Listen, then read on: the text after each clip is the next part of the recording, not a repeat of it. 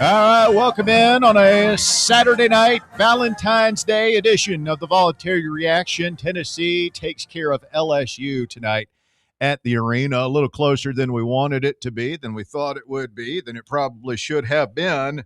But in the end, it is a win for the Big Orange, 73-63, the final, as Tennessee wins its second in a row after the disappointing loss at Kentucky a week ago. Next up, Oklahoma, who saw their hopes and dreams go up in smoke earlier today at home in Norman. And then a week from today, Davey Hudson, we go to your neck of the woods to take on a surprisingly good Vanderbilt team on the road. Yeah, you look at tonight, Russ, and you got me? We good now? All right, we'll try that. I can't hear him. Can you hear him? No. Is that done? There we go. There you go. Man, it's been a second. Bob left his switch yesterday. Come on, Bob. You look at tonight, we play a good team in the SEC. We're probably losing, but fortunately, you didn't play a good team, and LSU, as they are without three of their best players, allowed Tennessee to finally just take care of business when it was all said and done. But yeah, I mean, it's going to be frustrating, and that's where I think a lot of people look at this team, and it's just, how can you consistently put together multiple games in a row when you're playing top tier talent when we get to the NCAA tournament? I don't think really anyone has a good answer for that or is expecting that, but hey, we'll break it down. I took some heat on the halftime chat because my take on this team, and I stand by this, and I don't think it's a Negavall take or anything. This is just the way I see this season is we're not as good as we were the last 2 years. We had two really good teams back to back. Either one of the last two teams could have gone to the Final Four. We didn't. That's disappointing. We have to live with it. But they were very good teams. I don't think this team is as good as the last two teams. We're good, but those last two teams were very good. Mm-hmm. This team is number 22 in the net rankings. I think that's about accurate. I think that's where we are. We're like a top 25 type team. That's good. Like we have a good program. But there are a couple of holes in the. I don't think we play defense the way the last two teams did, which is what you have to do to be a Final Four championship team. I think our point guard, who I love, Jacoby Gillespie, is a terrific player, and a little loose with the ball, does some silly things sometimes. You don't see that out of championship teams. I think Nate Amon is our best player. I think he is very much a project, a work in progress. He's very good. He's tantalizing. He's all those great things, but I don't see him being a guy that can put a college team on his shoulders and take it to a championship at 18 years old, however old he is. I think we're a fine team. I think we're a good team. We're going to the NCAA tournament. We're going to win a lot more games than we lose, but I don't see this being a quote-unquote championship caliber basketball team. So my thoughts and hopes, dreams, and aspirations for this team are just a little bit different. I think we've got a lot of fans out there who, the championship dreams of yesteryear, in their mind, it's still right there. It's still at their fingertips. I don't know if it's at the fingertips for this team. I think it might be a little bit further away. I think if they could all play up to the level they're capable of playing all at the same time, consistently. Jeff Borzello just put out a tweet. I didn't realize this. You realize how well Estrella's been playing since in the 7 games he's played as a starter? He's definitely kicked it up. 11.7 points per game and 7 rebounds per game. Tonight he went for 16 points and 9 rebounds. It's his 4th straight game in double figures. We got Ethan Berg. We got something out of him tonight. Hey, man, shame on all those of you who gave up on that young man. I was at the head of the line.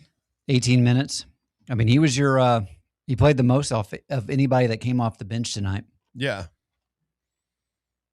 I mean, this was just LSU was going to do what they had to do to keep this game in the realm of winnable, and they shortened the game. I mean, we're what time that game tipped? 6:00. Yes.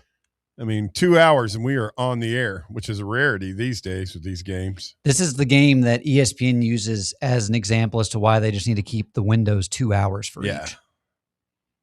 All right, here we go. Voluntary reaction, Valentine's Day edition. Shout out to the lovers out there right now who are curled up beside the fireplace with voluntary reaction streaming on the app. Nothing says I love you. Nothing more romantic than a little VR on a Saturday night. Oh, yeah.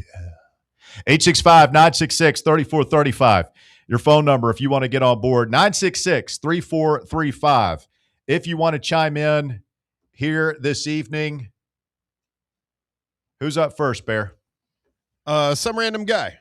Rando, welcome to VR. Get us started, buddy. Hey guys, can we get a little Barry White there for Valentine's Day? Oh yeah. Yeah, I said it at halftime. It felt like the team was sleepwalking. They woke up just enough to win this thing. I mean, it's kind of a maddening game where it really felt like we played down to the level of the competition. Am I wrong feeling that way? I mean, we did. Feel the same? Yeah. And Bear, I think you just said it. If this team can put it all together, everybody on the team clicking on all cylinders, yeah, I think they could make an Elite Eight. But I mean, to your point, I think Davey, you said it. Do we think this team can do that? 4 games in a row? 5 games in a row? No, I don't, because I haven't seen them do it 4 or 5 games in a row this season against quality competition. You know, Ament had a sneaky quiet 22 and 9. I mean, he was 1 rebound away from a double-double tonight, and it did not feel like that. Did it feel like he was a force to you guys tonight, really? I mean, I noticed it more because I was listening on the radio driving over 22 here. and 9. I mean, like the main name I was hearing in the car listening to Mike Keith was 10 of 11 at the free throw line. I mean, he was getting inside, getting his shot off, and then converting at the line. No threes tonight for Ament, but I mean, the stat line is the stat line. I think he was very good tonight. Yeah, I mean, he definitely. I mean, we absolutely lose that game without him having the game that he had. I think the key was in the second half for me was Gillespie. He finally made some shots. Mm-hmm. I think he I'm not sure how many points he had at the half. He only finishes with 12, but yeah, he made a couple of big threes during the run to kind of push the lead back up to 9, I think, at one point, and get some control over this game when, like, it just felt like the first 10 minutes, like the last 5 minutes of the first half, first 5-10 minutes of the second half, like LSU couldn't miss. I mean, whether it was 3-pointers or they're getting the ball inside and scoring at the rim. And finally, we found a little defense and got some offense going on the other end with our 2 best guys. Where did Etan Borg, however you say it, where did he finish point wise? He had 8 points. All in the first half, yeah. Yeah, 3 of 4 from the field, 2 of 3 from 3. Threes. Those back-to-back threes he hit were huge. I think in the course of the game, that was. I mean, I know he didn't contribute much else beyond that, but those back-to-back threes. I mean, will he be? Sorry, Rando. Will he be coming back next year? He has eligibility. Yeah, I think he's technically only a sophomore. Huh. I mean, I can't see him getting an offer monetarily to go play somewhere else. Well, no, I just didn't know if he had any eligibility left. Tonight was the first night where he really showed something. He entered with 3 years, if I'm not mistaken. So he's got this and 2 more. I mean, I realize that you weren't out on him, Russ, but you got to admit the kid hadn't shown us a whole lot.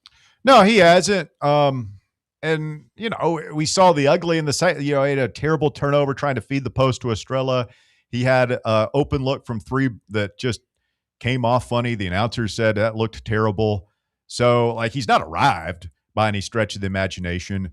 But if he stays here all 4 years or 3 years, whatever it was that he got, yeah, I mean, I think that he could develop into a guy that can be a useful piece for us. Well, I would just say, who is Bishop Boswell? Who was Bishop Boswell last year? But, you know, a great point. All of us coming into this year, we're like, oh God, Bishop Boswell. And now we're like, man, I'm glad we got Bishop Boswell. So, I mean, hey, maybe he makes that leap year 1 to year 2, kind of like we talk about guys in Heupel offense. Maybe year 2 for Mr. Berg is big.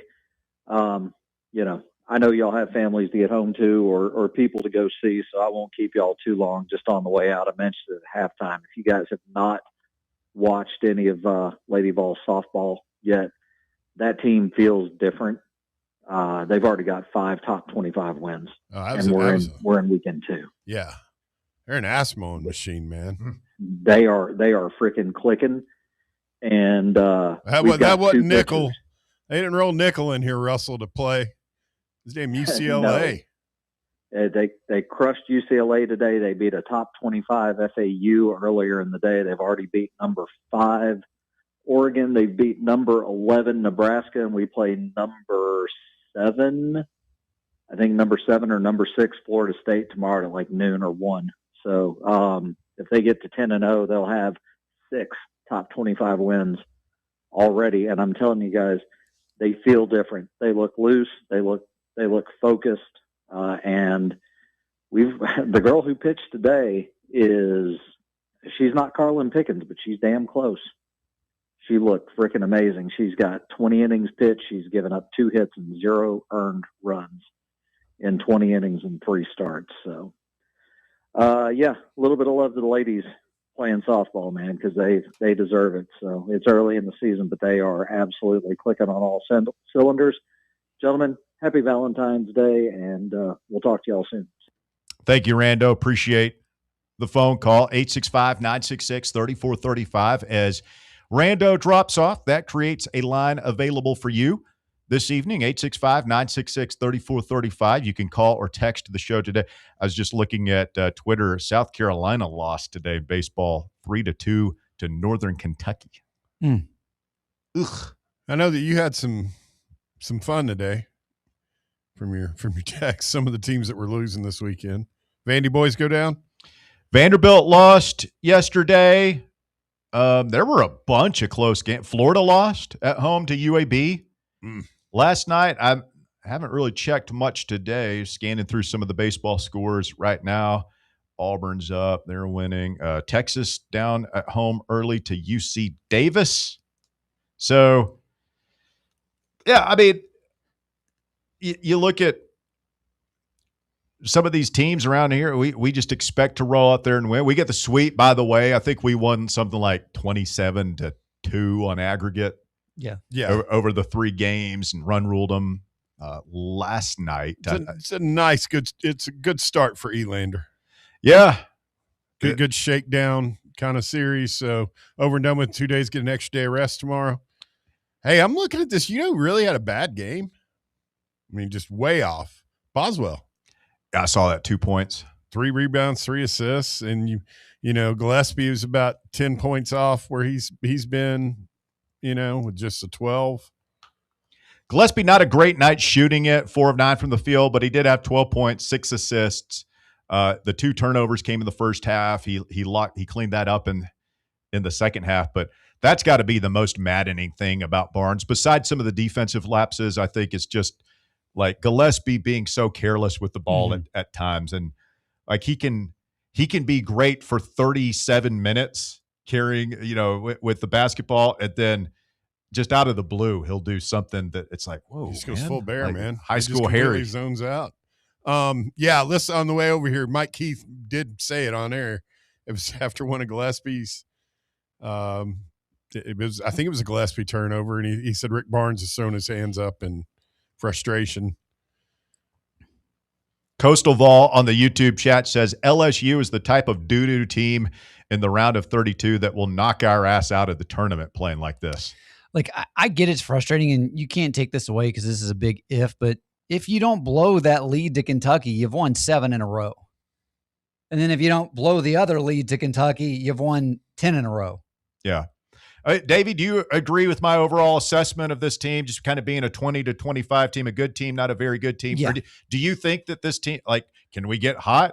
Am I missing something? So what this team would need, like, I think, you know, your bigs are what they are. And we've seen Estrella be able to get some more offensive game going in the post, but you've not really seen that second guy at the guard position really step up. And it's like, okay, if you could have somebody be a consistent threat from three-point land where it's not just Jacoby Gillespie, because I know Boswell has a great or a really good three-point shooting percentage, but he's not a guy that's looking to make the shot. He'll take it if no one's coming out there on him, but Amit is doing a good job of getting to the free throw line, but they just don't have that other guard that's able to help them from a scoring standpoint. And I think we talk about it. March is all about guard play, and this team is just lacking in that position. And, you know, we've seen what happens for this team if Nate or Jacoby have an off night. The team's likely going down. They both need to really be on their game, or you're at least in a dogfight there. The SEC's taken a step back. Fortunately, right now we've gone through a easier part of the schedule, and I mean that's going to be the case playing against Oklahoma again. So you got 3 games in a row where you haven't exactly looked right. I mean, we go back to Mississippi State. You blew a 23-point lead down to 5 points. You just got to figure out a way whenever you're up in the second half. You just don't panic, because that's what they've been doing. Fortunately, tonight it didn't come back and bite you. I mean, this LSU team did end up taking the lead in the second half after you had a double-digit lead in the first. It's just frustrating whenever you see that, and you know we are the far superior team. Brandon Smith on the YouTube chat says, never fails that the opposing team randomly hits every 3 they take. LOL. I mean, they did get hot there for a minute. LSU made 8 of 23 threes tonight.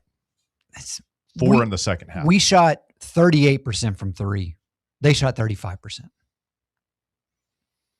No, I mean, that one at the right before the half where Brown fouled the shooter. Yeah, that was nice. Could it? If that guy wasn't just, I mean, he buries that 3 and then misses the free throw. You're continuing to double up teams on the board.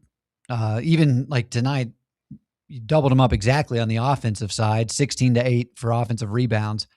We're obviously the more imposing, the more physical team, but again, it just goes back to seeing like who is that other scorer going to be, and if you had that other guy like a Chaz Lanier, I think some of these games that we've seen be closer turn into 25-plus point wins for the Vols. I think the other thing that goes along with what Russ was talking about how to win in March, you know, you have to play great defense. You can't turn the ball over, and are still not very good at the line with certain guys. I mean, Nate only missed 1, but 10 of 11. What Estrella go? I mean, he at one point he was 50-50. I mean, you shot 50-50 guys. I would take 74% every night if you're like, hey, I can just sign up for that. Yeah. Given this team, to your point, Bear. I mean, JP was only 2 of 4. You know, it's not terrible for him. Jacoby didn't get to the line. Boswell didn't get to the line. You weren't really trying to, you know, drive with those guys. Brown 3 of 4, 75%. I would take that every night. Carey 1 of 2. So, I mean, yeah, if you remove Nate from the equation, you basically have your big shooting 50% from the foul line. And we've been really hard. Jalen, I mean, I'm not going to say it was a great night, but it was better than what we've been getting out of him. And we did get, 7 points. For as bad of a team as, LSU is, they didn't turn the ball over much. I think they only had 3 on the game. And you guys, we were talking about how Tennessee continues to put the ball in harm's way with 9 total turnovers. But because this LSU team's not very good, they couldn't really make you pay. They only had 6 points off turnovers for the night, which, not bad if you're Tennessee. 865-966-3435, your number. We have some super chats coming in on the YouTube, so I guess we have to read it. Do you guys get super chats on the thing? You have to read the super chats because people are buying. I don't know how I feel about this, Davey. Like people buy time on the show, essentially. Yes, super chats are great. We are not currently live on Don't At Me in the Mornings. That's released after the fact, so you don't really have that set up to where those super chats can come in because you're kind of reacting to those in the moment. J Cart 29, who is our super chatter extraordinaire. Why can I not spell subscribe? Show was so much easier to do when it was just on the radio. J Cart says, if they officiate Ament correctly in the tournament, we can absolutely make a run. They are letting him get mauled in the SEC. I don't see that as much. I know that Barnes has said, and we always knew people were going to be physical with him, right? Because he's skinny. And he's young. And he's got a big target. Like, he's our best player. We're going to him. So, like, people are always going to get physical with the scorers, and he's skinny. So, like, that's just blood in the water. But, I mean, he's not, like, getting spiked on the ground and mauled every time. He gets fouled, and he goes to the line 11 times tonight. He's not nearly as skinny as when he first walked in the door here either. I mean, he's got some muscle. And he makes, that one where he drove to the rim was incredible.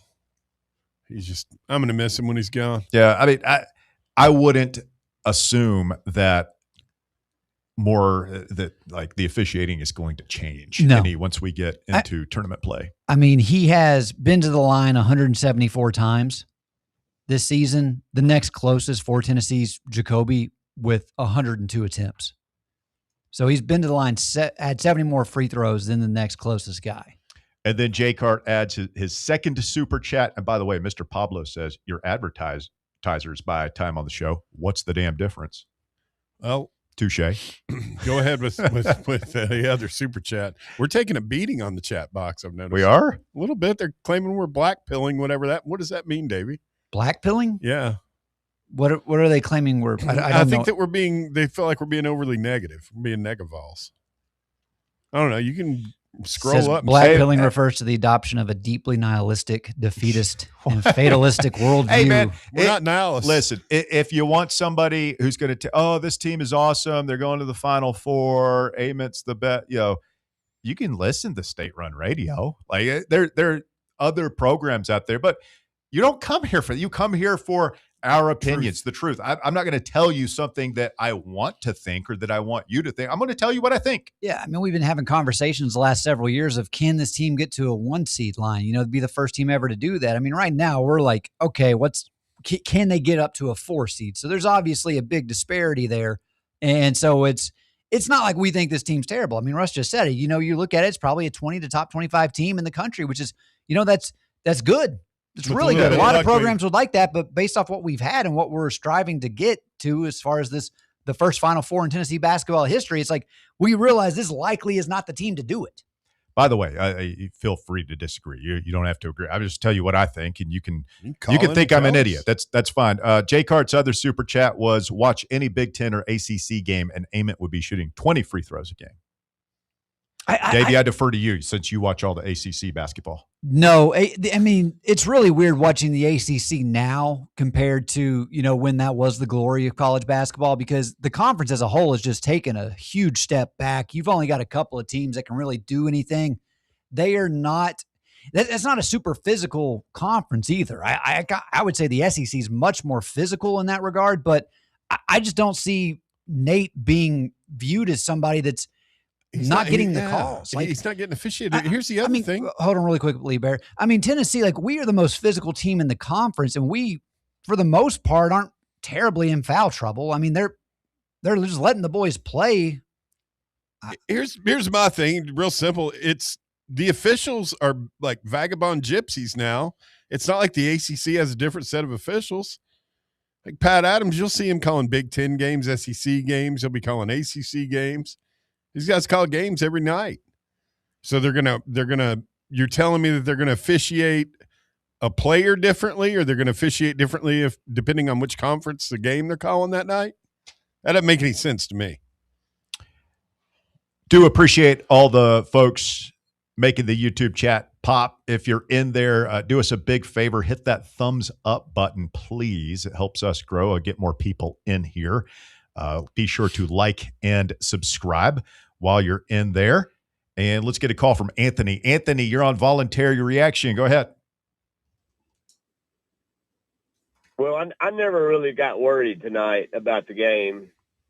Yeah, me neither. I never felt like we were going to lose. The Mississippi State game, when it got down to 5, I wasn't panicking. I was like, oh man, like this is not great. You're on the road. That was on the road.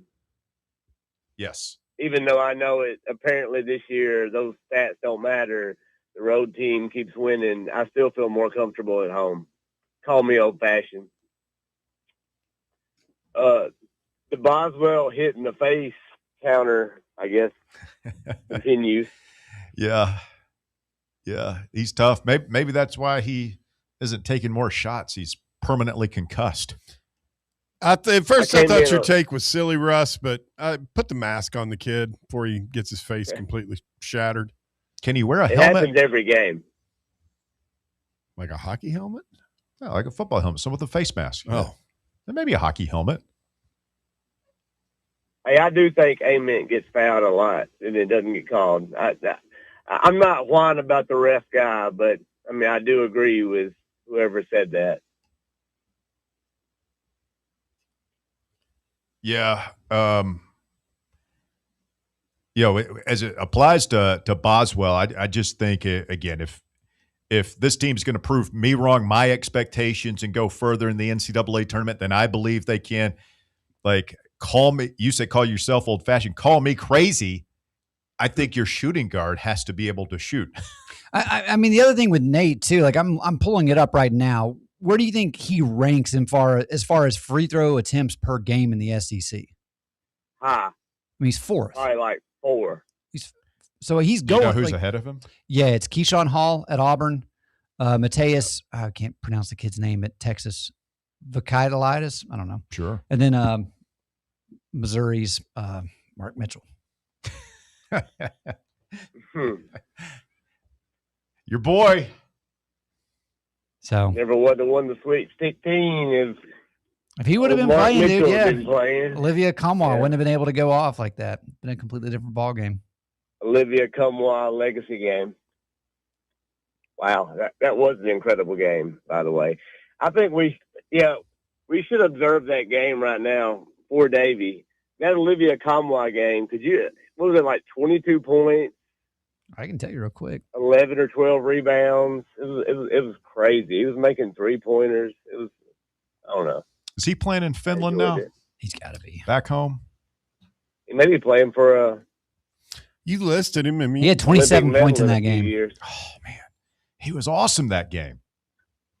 I mean, when he was Remember the like next game? really on, like he had a couple of games like that where he looked like an NBA player. Yeah, I do. He did. Going back. So my only frustration with I am glad Tennessee won against Duke. Oh, You all are here going to we say go. this. No, the problem was, because Anthony just brought it back up, was the next game Tennessee just absolutely shit the bed. And I said if I knew I was going to get that performance from It was the Vols, because your boy Jay Bias spent the entire week talking about how we were all a bunch of thugs out there, and then we didn't get a good whistle in Madison Square Garden against FAU. It's an outrage. couldn't hit anything. That does. I mean, Dusty May, obviously a good coach. You'll look at him right now. He's got the number 2 team in the country. No, Rick I mean, Barnes got out coached. Euro clotheslining and punching other players in the mouth kind of If precluded you us remember from in getting that the benefit game, they of the tried doubt. to feed Kamwa at the beginning, and he just kept missing shot after shot after shot. Well, thanks for bringing that up, Anthony. That was fun. But hey, sorry. Anyways, what's this Berg? What's going on with Berg here?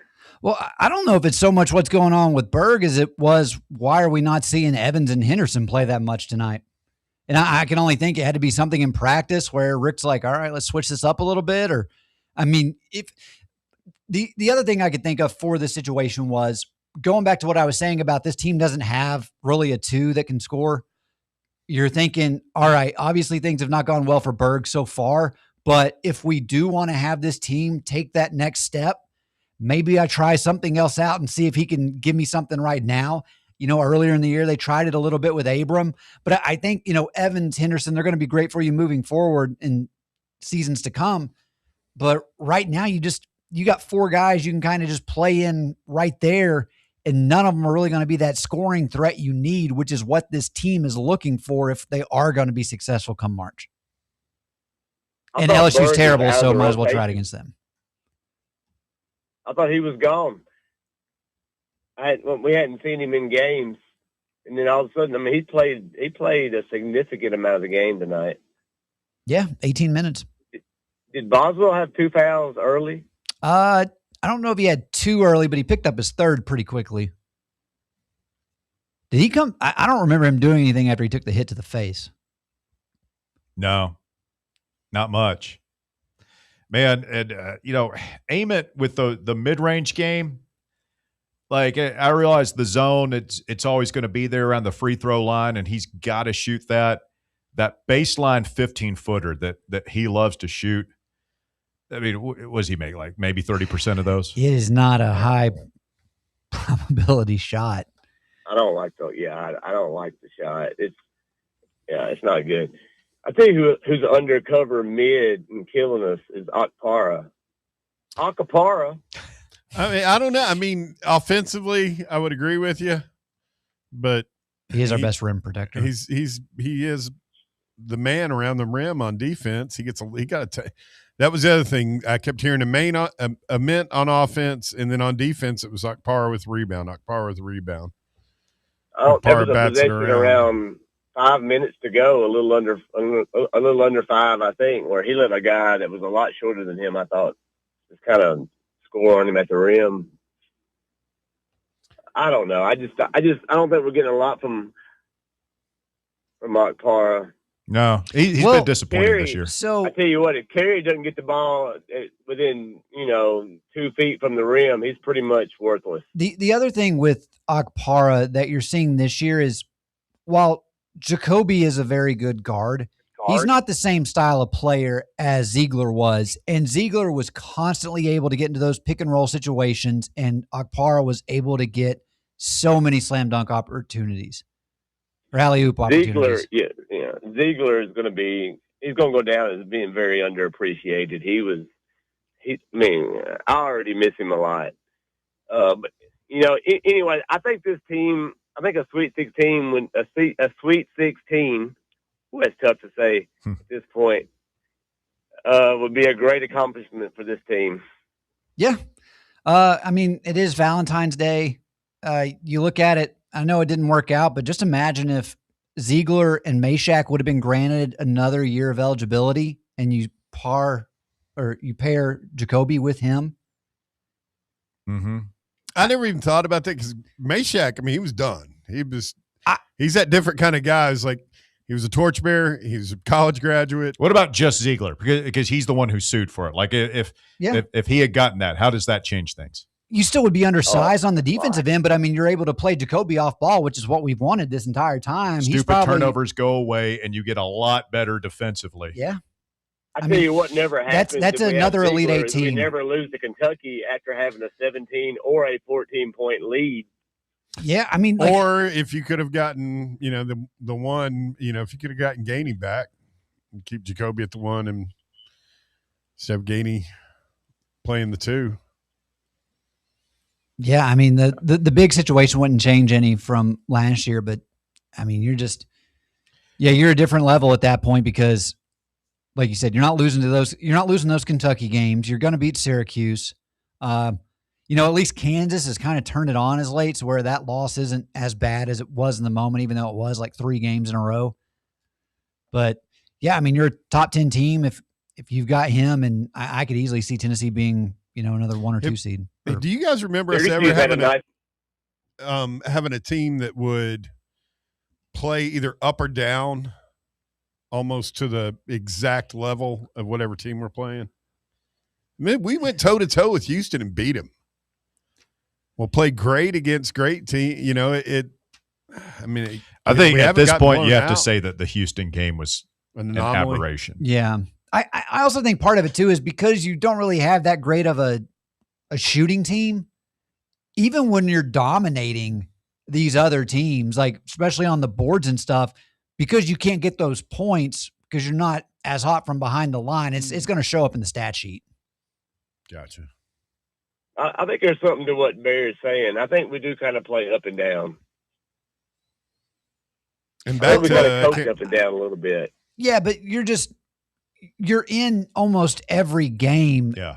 And so it's just one of those things where it's like you're not getting blown out. Take Florida, kind of set that one aside. That's been the case down in Gainesville for a couple of years now. Sure. But all these other ones, you're right there with it. They're closely contested games. Yeah, it's almost self-orchestrated though. Tonight we subbed Berg in. We hadn't played Berg in weeks, and I know we made shots, so it worked out. But we subbed Berg in early. I think we're still looking for some answers, right? Or Barnes is still experimenting a little bit, still trying some different things, looking for guys who can help.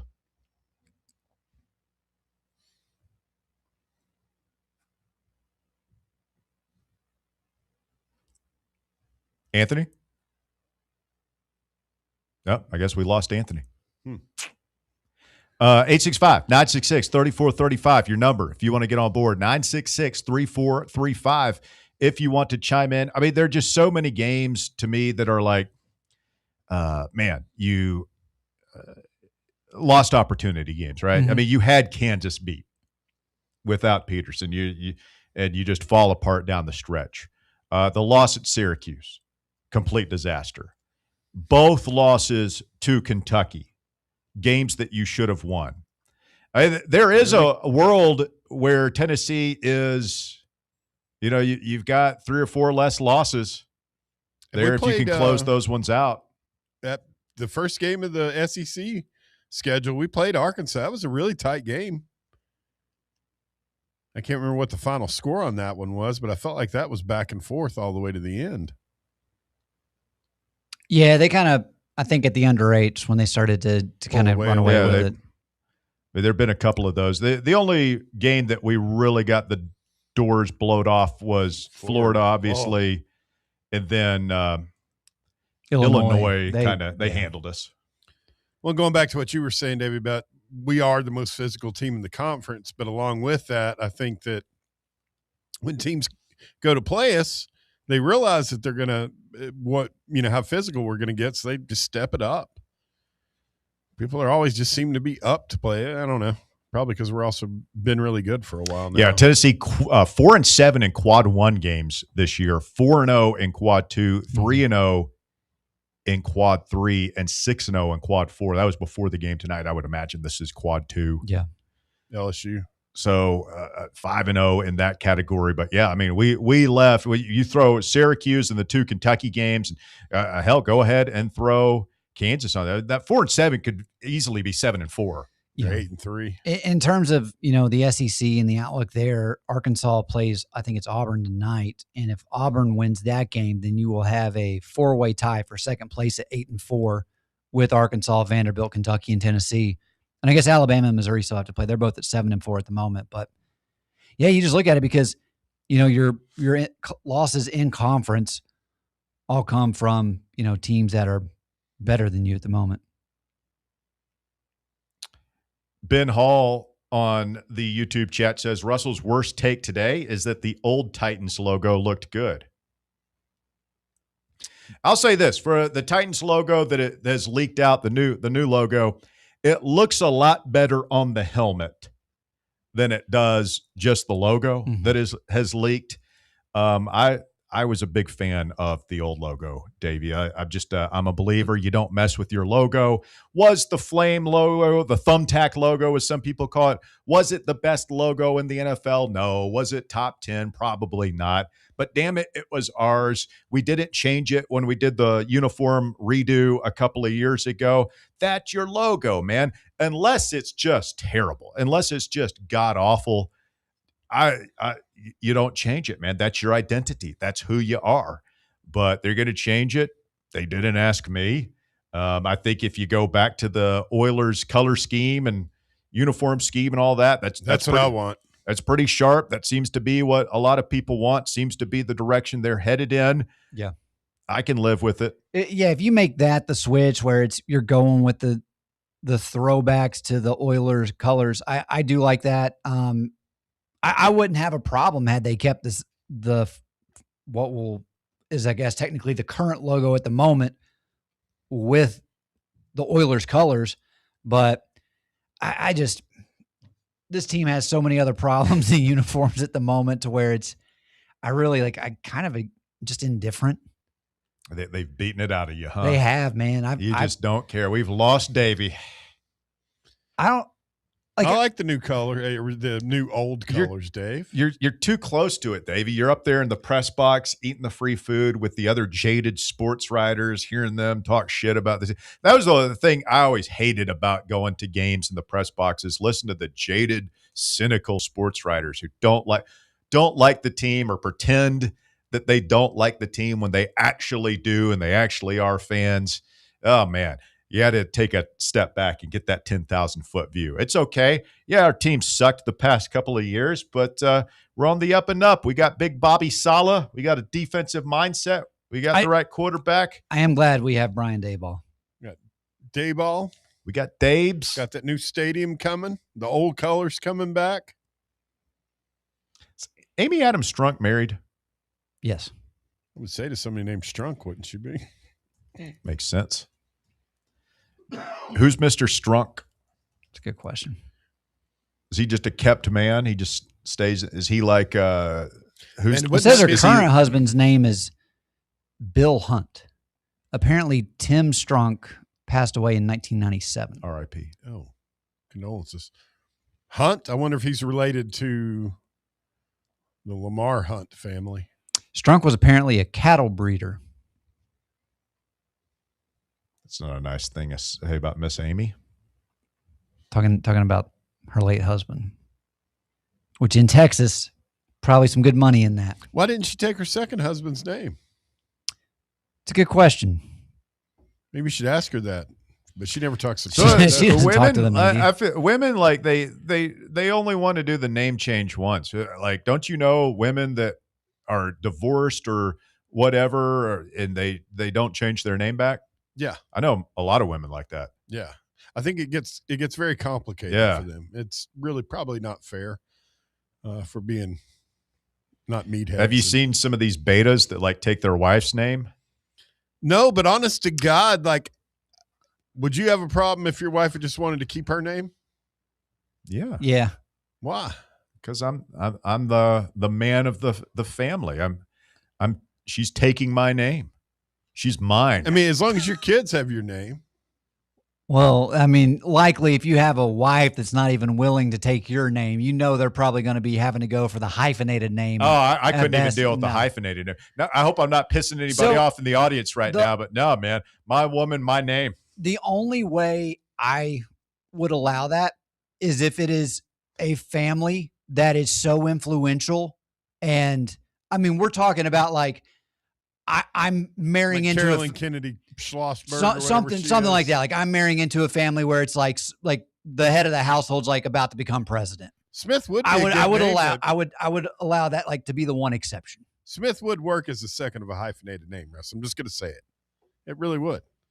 Or I marry an actress that's already super famous or a singer, Smith. you know. If one of my brothers wants to do that, Smith. yeah. If family members want to do that, it's fine. I'm just telling you what I do. I think I'm this old is school, man. This is wasted energy for me to have this conversation in terms of the future wife being a well-known actress or musician. We But I haven't do got live in the- Nashville. You know, you never know who you're going to run into on the Yeah, streets. I could see that. Or if you're like, if you watch The Crown, you know, that was a big thing for Lord Mountbatten when he married Queen Elizabeth. Like he really, Or Philip Mountbatten. she told him that she was going to take his name. And then when push came to shove, when it was go time, when she became queen, the people around her, the court, the whatever, they're like, nah, it's not the way we do things. No. Sorry, Phil. You're a Windsor. Yeah, you're taking her name. Yeah. Oh, that's emasculating. Yeah, But he probably did get why- to be whatever, king regent or whatever. He got to be. Yeah, and he was. He had his fun when he was young. I guess so. Would you change your name if it meant you never had to work a day in your life again? Like everything was just set. You just jet set around the world Like whenever Russell you want. Swift. Like if Yeah. Taylor threw over Travis Yeah. and Russ was suddenly single. No, because that's not happiness, Dave. A man's work gives his life meaning. That stuff we get old and are hurt. Well, At some I mean- point, you're going to want So you would something of your own, a mark that you're making on the world. Well, Not I mean, about you not could, working. you could even, just, I know it's a job, but it's like, just say you were able to do like a 3-hour show, couple of days a week. You have fun with your friends. Like, 'cause even if I technically retired, like I would still keep doing this. Like, this is fun for me. I mean, I'm Right. fortunate that this is something I have the opportunity to do, but it's like, if you were in a situation where it's like, you gotta if dress I were your a boy. fucking coal miner, yeah, I'd probably take that deal. But I mean, he's like- Russell. it's like I Russell got- Smith. doing the thing. My boss is over at corporate breathing down my neck constantly. It's like you get the So opportunity. you'd agree to be like Davey Sweeney? Oh man, How would you do? How would you handle it? Nobody knows Davey Sweeney. If that option's on the table, I'm signing up for voluntary it. reaction with Russell Bear and Davey Sweeney. Well, I'd keep my stage name. You know, you get to do this, and yeah, you go home and motorboat those bad boys at night. It'd be fun. I'd sign up for that. Happy Valentine's Day, everybody. 865-966-3435.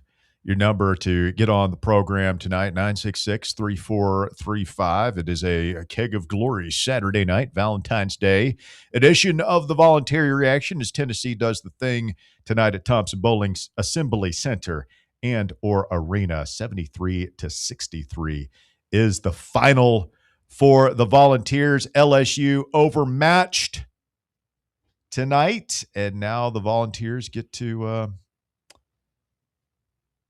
rest up a little bit. Wednesday night game against Oklahoma, and then I think we're audience numbers down a little bit tonight. That's okay. I think we're in a little bit of a lull. Mississippi State, LSU, Oklahoma, probably the dullest 3-game stretch of the conference slate. But a week from tonight, we'll be back in the fire. I mean, it's also Saturday night on Valentine's Day. You know, are we going to address the issue that it occurred to me? Walker not here, another Tennessee win. The pattern is emerging, and it's becoming harder and harder to ignore. I mean, the signs are there. What do they call them? The portents. I mean, if Walker Smith is back with us next week and we lose at Vanderbilt, I mean, we'll probably be a slight underdog. They won today. I don't know, man. It's like I said, the pattern continues to emerge. Is he the cooler? You know what a cooler is, Dave? Yeah, I know what a cooler is. Sorry. What do you take him for? Some guy 3 and out. I constantly was called the cooler of that show. He's still young. Jamie is next. Go ahead, Jamie. What's up, fellas? What's going on? So, y'all were talking about taking maiden names. It made me think of the most famous one around here who took a name. Pat Summit, Pat Head. Well, she started off as Pat Summit, and then she went back. Then isn't that how it worked? And then she went. No, she was Pat Head. She was Pat Head. She married RB Summit. Yeah. And then they divorced, and she kept the name. Pat Head Summit. Oh, she was Pat Summit. Yeah, Bear, you're old. You're like me, but Russ, you're old enough to remember. When she went by Pat Head Summit for the longest time. Yeah, that's what I still. I remember hearing that. Yeah. You do not call her that. Pat Head. It doesn't sound odd to me. Maybe it doesn't sound super odd to me. Like, it just sounds old. It was like that was a brief moment in time that she was known by that name. That was back when you could listen to the games on 107.7 and U 102.1. Should we call the floor at Thompson Bowling the Head? You think is RB still alive? I have no idea. That's got to be kind of strange, like seeing your name on the floor every time you tune into Tennessee. Your ex-wife, and it's like it's because of me, and it's because of her, but it's because of you. Yeah, you're right. You're right. And speaking of, whatever happened to her son? Has he ever recovered from the debacle that he's made out of his life? Yeah, the last I heard, I'm pretty sure he's married to his former point guard. And I think they may have more kids. The new wife, is or was a high school coach somewhere in like Indiana or Ohio or something, and she tried to like quietly bring him on as her assistant, and the parents at the school were like, "Hell no, hell no," put their foot down about it. I mean, their own Shiano Sunday over that. Well, there's some things you can't come back home from, guys. I'm sorry.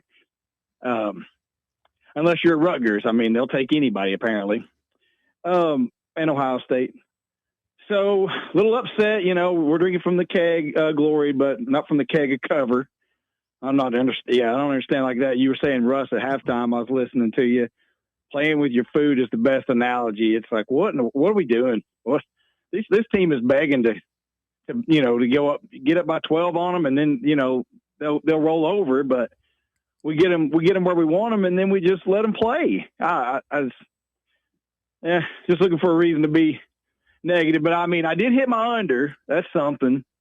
But yeah, Tennessee not waxing that team on your home floor is it's just didn't like it. Wasn't happy about it. That's a second halftime chat in a row where one of your chatters gave a lock right at the end that did not come true.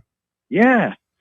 I jumped on it too. I was with him. I would have done it whether he said that or not. I just didn't think that we would play two sorry halves like that against that team, down three of their better players. But what's up, Davey? What's up, buddy? I was looking this up. It says Summit says he will no longer coach professionally. He receives more than $173,000 a year as the beneficiary of his mother's state pension. That's a good job. I'd take that in a heartbeat. If somebody would have told me 25 years ago that her son was going to end up the way he did, I'd have said, "You're out of your mind." Not with that field general over there, but you can't be responsible for what your kids do, I guess. But yeah, his wife was taking advantage of the transfer portal before it became a thing. Who was? Well, so I was just looking it up. His now wife was a player at Marquette when he was an assistant coach there. And then when he took the job at Louisiana Tech, she transferred from Marquette to Louisiana Tech. And that started to spark the rumors, which turned out to be true. Well, guys, I had something I was going to hit up on I didn't get a chance to get on the drive, but one time last week, but I was going to ask y'all something just for some kick around material to see what y'all thought. Dalton Connect or Ament? Connect. Ooh, that was quick. Right now? Like you're asking me which one I want on the team? Yeah. I mean, I don't even have to think about that. Yeah. Now, in terms of long-term success potential. in the NBA, Nate. Yeah. Yeah, we got Connect at 22. Yeah, he'd been in college ball for 4 years. Ament, 23, and we got Ament at 17. Something tells me Ament might have a higher ceiling.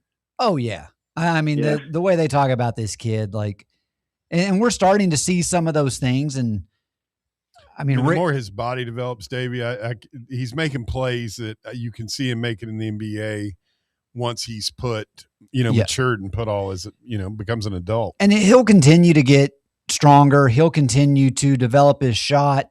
But at 6'10" and as high of a release as he has, that's great for that game. And, it's not as physical as it once was. I think he'll have a lot of success down the line in the NBA. I mean, Connect, for whatever reason, I was still thinking his game would, as a shooter, would work well. I mean, you're seeing what Austin Reeves has done, and it's not like I've followed the NBA to a T, but he's really, once the trade to the Hornets did not happen, he was better off just finding a new place. And right now he's just kind of riding the bench.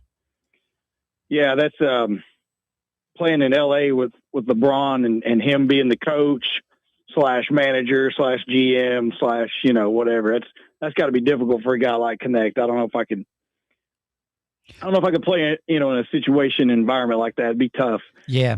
And I just looked him up just to see what his last couple of games were before the trade deadline. It's Connect plays 2 minutes for the Lakers versus Dallas.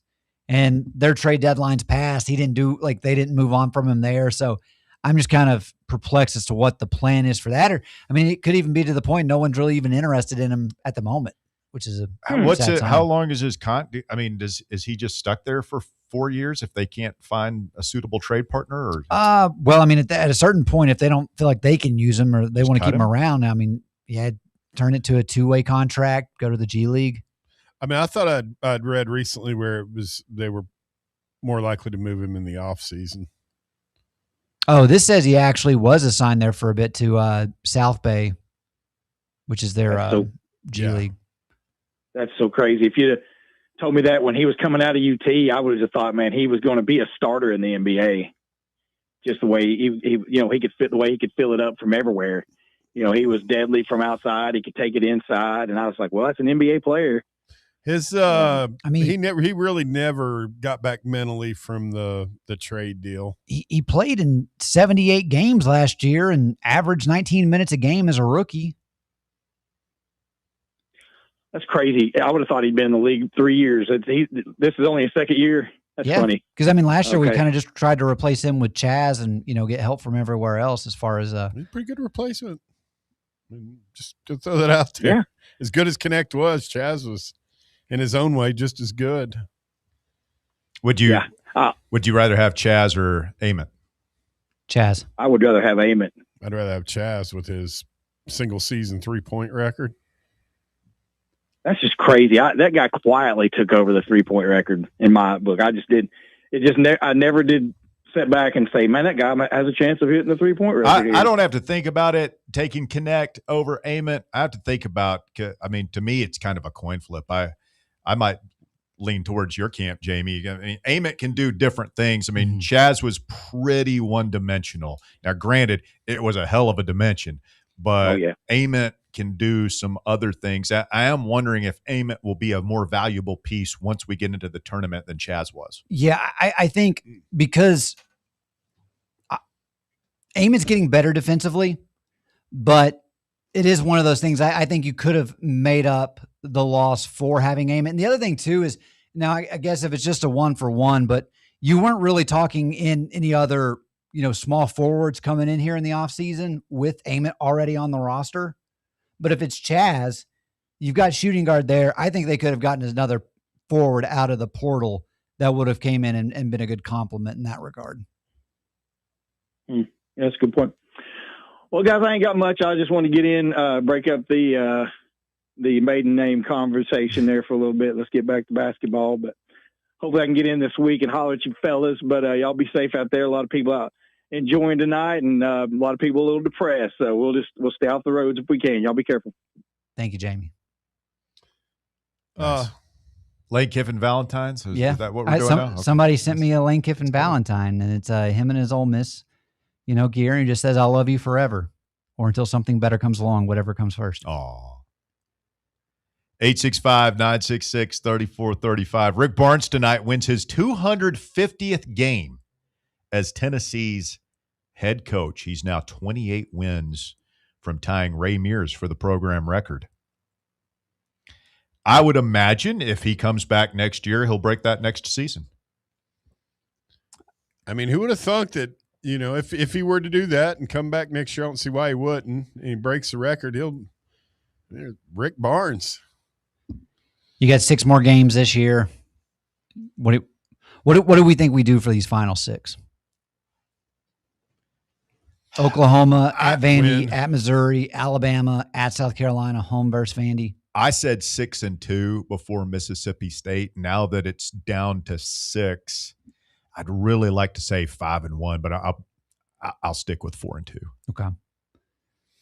And then maybe 2 postseason wins, 1 in each tournament. I don't know, maybe 3. I'm not worried about Alabama at home, to be honest. I am. I just that's one of those games. They are, Alabama. but like you look, it's how I felt about Kentucky. It's like I don't anticipate beating Kentucky. They just have our number. It's like with Alabama, our style of play. That's what worries me about it, though, is like our guys are going to feel like, hey, man, we've kind of got these guys' number.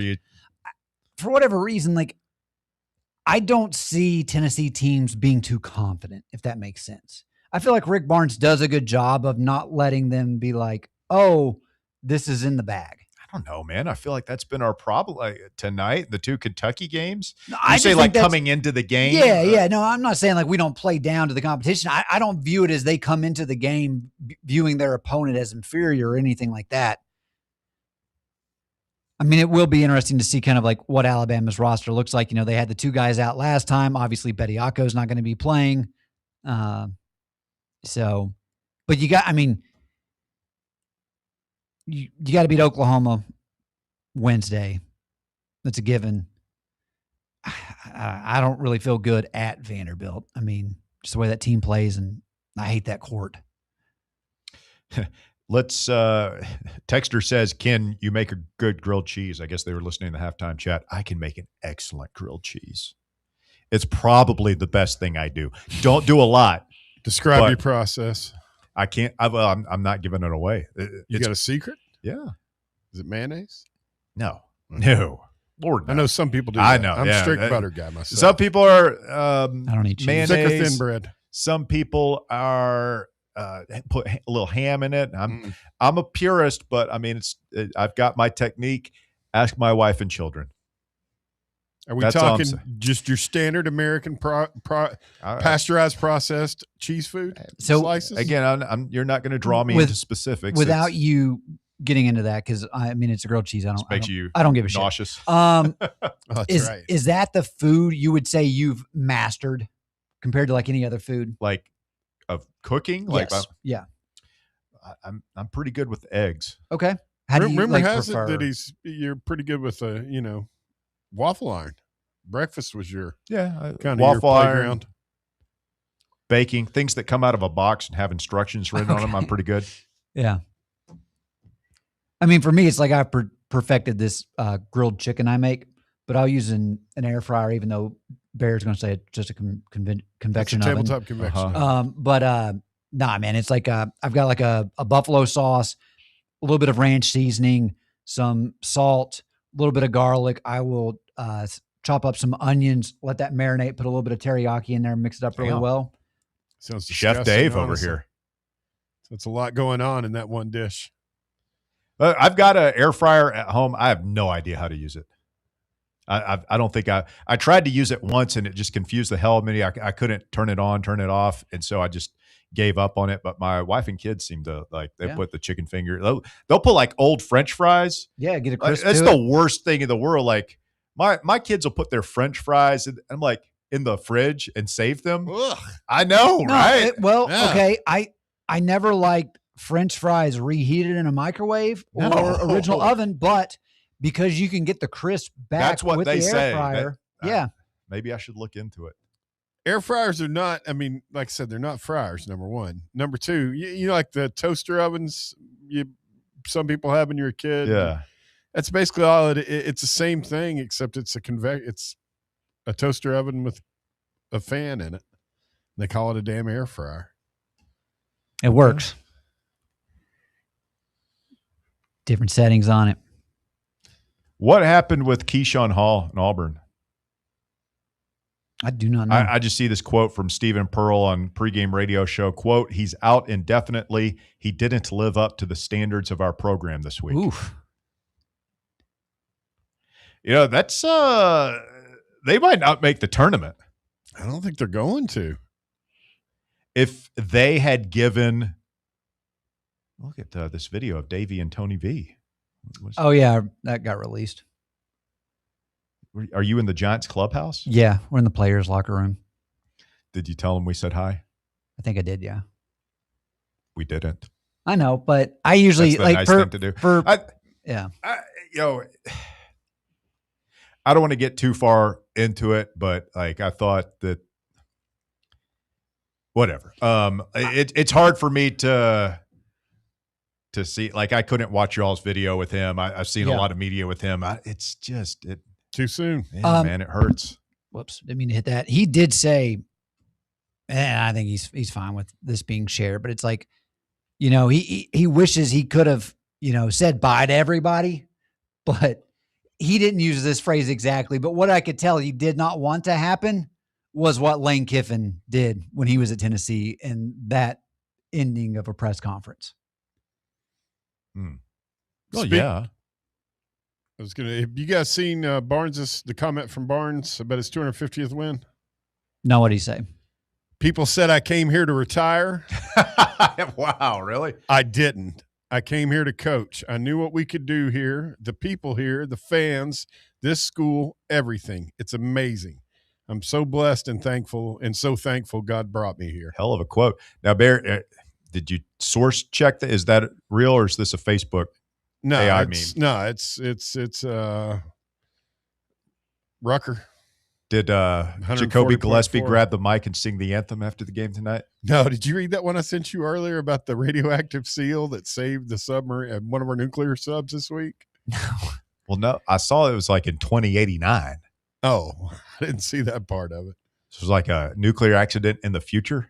I guess so.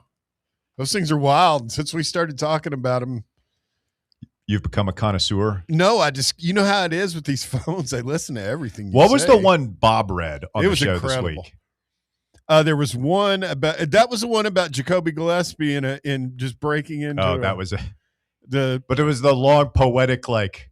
Oh yeah, You could hear a pin drop in the arena. Yeah, like people were signing up. Military enlistment. Men were saluting and women were crying. Yeah, he sang in a clear voice, a firm but clear tenor. Then I sent you the one with who was it we beat the other night? Who'd we beat Wednesday? Mississippi State.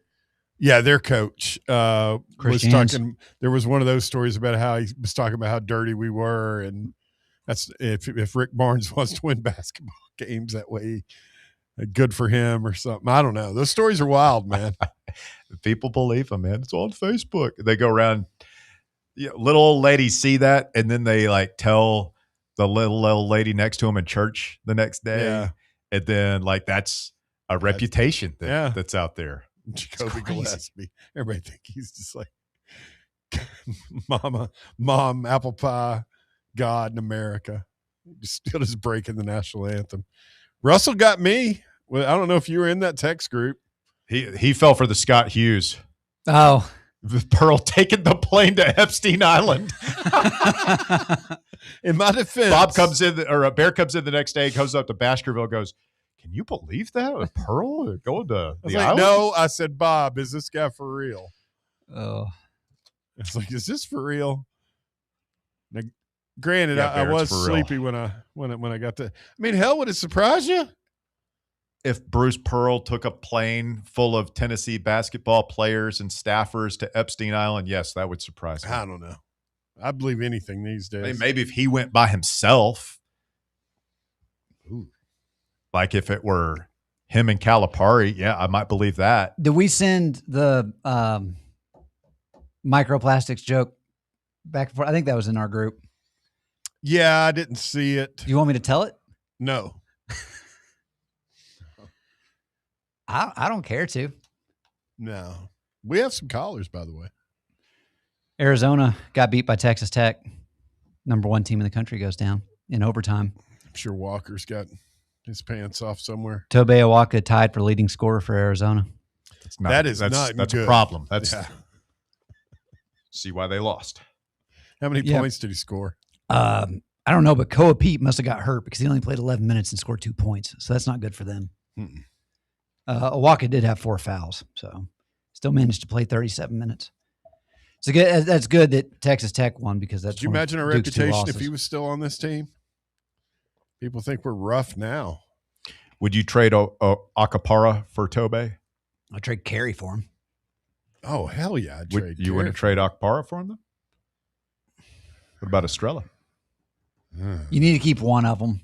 Who would you rather have? Well, right now, Estrella's offensive game's kind of been on. So, I mean, like Tobe, I think we're judging him off the player we saw here. He's clearly improved. he is, but he still would be an undersized 5.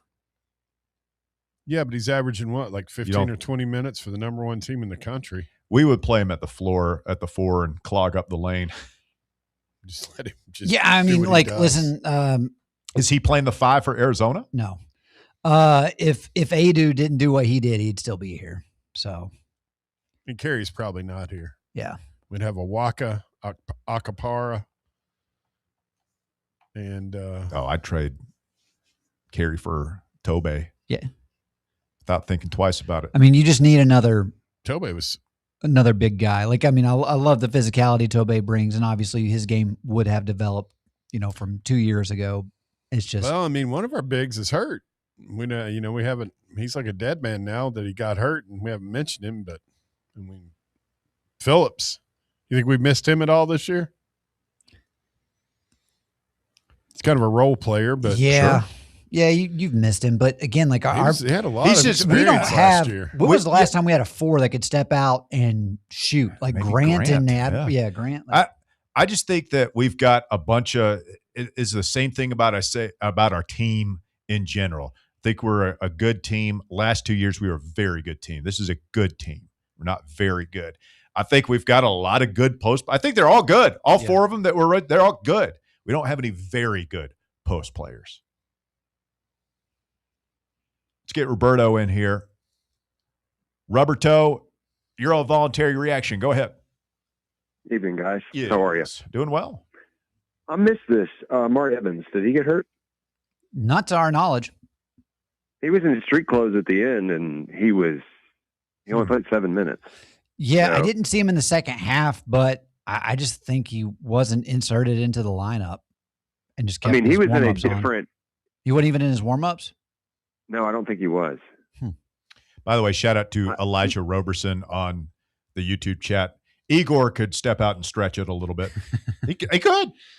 He was nice. He could definitely throw it up against the backboard. Would you love to have Igor on this team at 4? I mean, like, he was so much more mobile than – I feel like we're playing with like 2 5s most of the time out there. And I feel like Igor could step out and do some other things.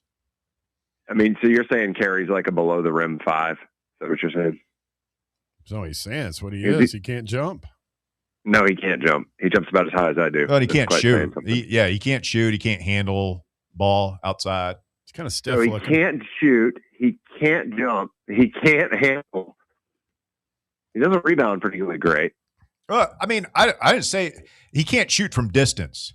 If he's guarded one-on-one, he's very good at creating his own space and making shots around the backboard. But if there's a rim protector down there or he's getting doubled, it's probably not going to go well for him. I'm not seeing anything on Evans being injured, Roberto. Okay, great. There was a lot of – I know there's illness going around. Like the baseball team, I think, had a couple of guys out, including Manny Merriman. Raging. Yeah. Manny Merriman was out. Yeah. Well, I guess I wanted to weigh in on the last name thing, too. Man, if you find you a woman that won't take your last name, probably ain't worth taking her. Some guys are okay with that. Some guys just, I don't. Well, I think the other thing for that too. Maybe it's that good. So I don't know anybody in the South that's done that. Like I do think that is a cultural thing. Like you go up and get a bunch of those liberals in like Seattle and stuff. Like I don't think they give a shit, but that's because they're all a bunch of betas. Kale eaters will do that all day long, but men down here who like red meat. Yeah, you say that, guys, and we're kind of half kidding about it, and that's great and all. But here's the thing: if you take the woman's last name, like, is it Saving Silverman where he's going to take her last name? Is that right, Russ? what a great Judith. What was Judith's last name? Amanda Pete. So I don't know. I don't think you can probably trust a woman to stay faithful either if she don't want to take your name. I'm just saying. And as far as the baseball team, guys, I just want to weigh in. They look good there, but you can't leave 25 runners on base in 3-game series. That's a lot, and we'll see how that turns up. I mean, we got the hitting coach is now the head coach, and I do like the team. I think there's a lot. And are we adopting Henry Ford as his new nickname, Model T? Is that where we're going with this? Oh, we're going to call him Hammer. Good one. Let's just hope he doesn't turn into a Pinto. Hammer and Henry Ford. I love him. He's a nice player. This Blaine Brown kid, y'all, you talk about a swing too. Boy, he just pummeled the baseball today a whole bunch. He can really, really hit the baseball. I think we're going to be right there again there in baseball. So I say this, if the basketball team's turning you off, flip it over to ESPN Plus. Telling you, that's a good baseball team to watch. Take care, guys. Thank you, Roberto. I was told by Logan Quinton, our UT baseball expert, that Tennessee will be challenged next week when Kent State comes to town for a 3-game series. The Flashes were picked second in the MAC this year. So I saw where Troy got discombobulated by, I think Mercer. Kendall Rogers was tweeting about it. I guess Troy was supposed to be good this year, but doesn't look like they had a really bad. It goes to what you were talking about earlier. There are a lot of upsets this weekend. Michigan State won the series against Louisville. Great crowds on hand, man. The new stadium looks great. We really lucked out with the weather. Looks like we have rain tomorrow. Obviously got the doubleheader in today, but my take it, like, I love the pitching performances, both starters and bullpen. I think Henry Ford and Blaine Brown are, like, I'm sold. I think both of those guys can mash. I have some questions about the rest of the lineup. Like, I do want to see it. I think probably the best thing that I saw this weekend offensively was Reese Chapman hitting the ball hard a bunch. That was a huge question mark for me is like, first of all, like just him even being in the lineup and hitting cleanup. Mm-hmm. But he got on base a bunch. He drew walks. He got a couple of catcher interferences yesterday, which was weird. But his first 2 at-bats, he had long RBI doubles. So that's a huge development. Levi Clark didn't hit it very well this weekend. It's still cold. Well, it's early. It's 3 games against Nichols, so nobody's drawing any sweeping conclusions. But Tyler Myatt. Oh man, it's gonna be hard to keep that bat. Here's another thing I noticed, Bear. What's that? You want to make it weird? Can Russ make it weird here? Is it Absolutely. 9? It's only 9:16 on a Saturday. Is that too early to make it weird? Hudson's in the house, so let's get weird. I was trying to tell a billionaire. Seaman joke. Yeah. So I kind of want to hear that, but. We have this baseball team. Tony did a solid for us.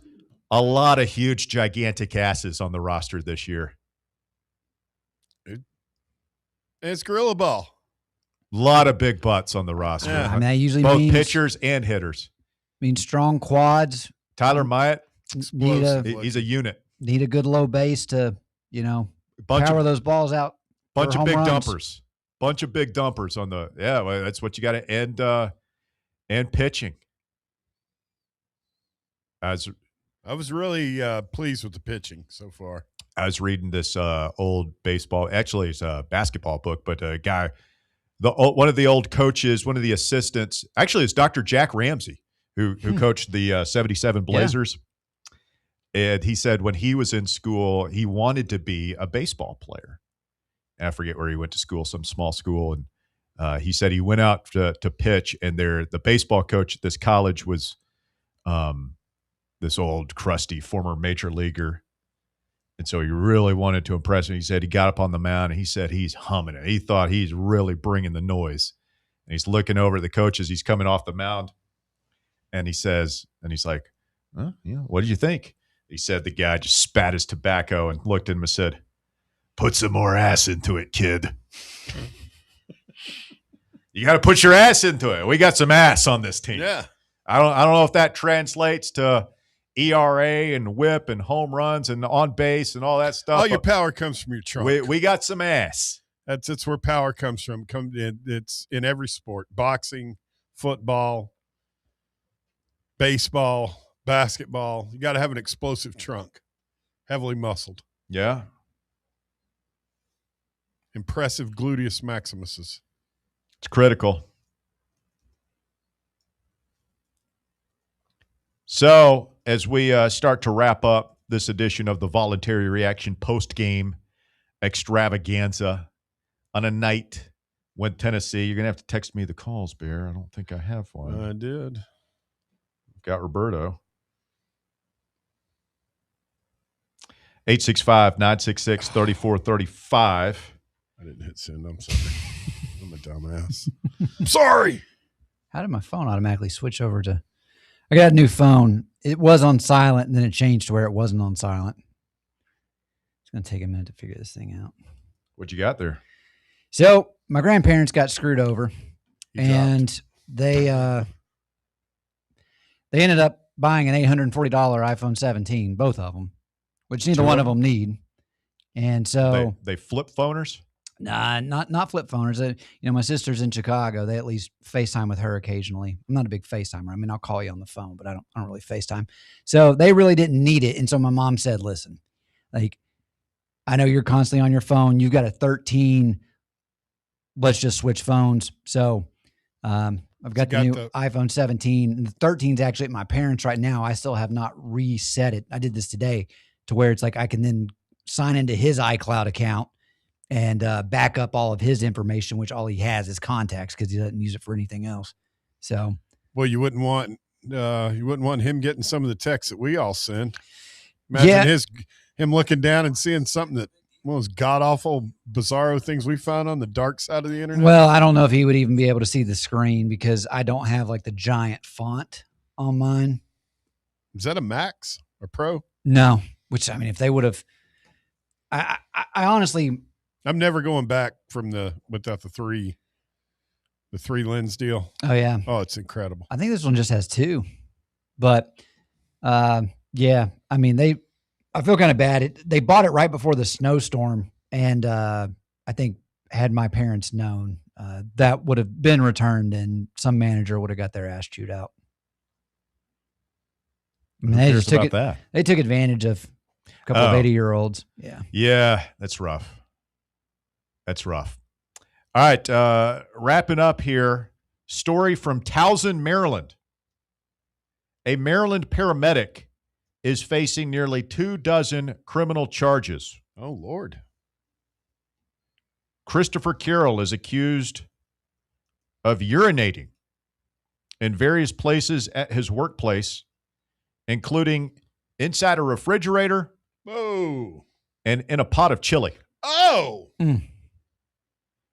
Defense attorney Seth Ocken says everyone wants to know why. I don't have the ability to answer that question right now. Carroll has been denied bail. The 36-year-old suspended paramedic with the Baltimore County Fire Department is accused of filming himself at work while in uniform, purposefully leaving his bodily fluids, including urine, all over the workplace.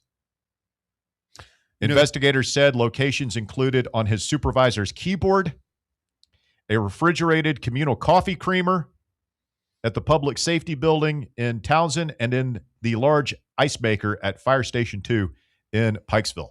Yikes. Yeah, jail's probably the safest place for this guy. Could you imagine having just a whole firehouse of crazed firemen coming after your ass because you pissed in the chili and in the ice machine?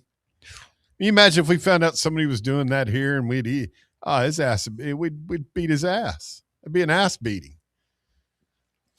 I worked at a place many moons ago where it came to our attention that one of the part-time employees was engaging in sexual intercourse in the walk-in at work on somebody's desk.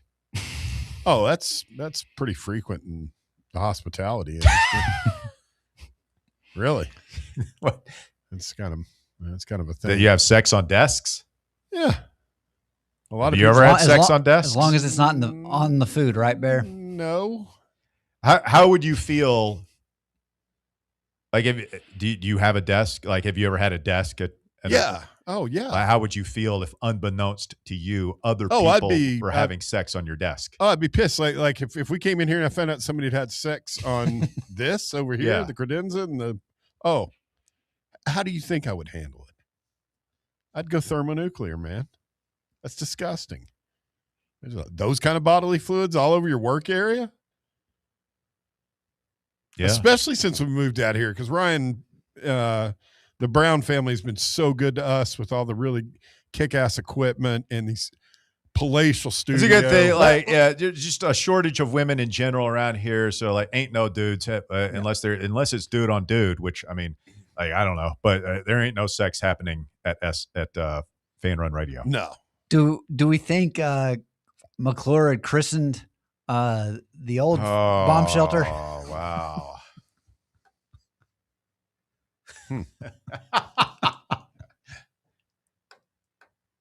I haven't talked to him in a minute. I don't know if he's bringing ladies back there. Either. But imagine, okay, I don't know. I know a lot of people have not seen the old Fan Run bomb shelter, but imagine you're McClure and you're trying to talk a lady friend to come back home with you. Come back to my place. And then she sees that building.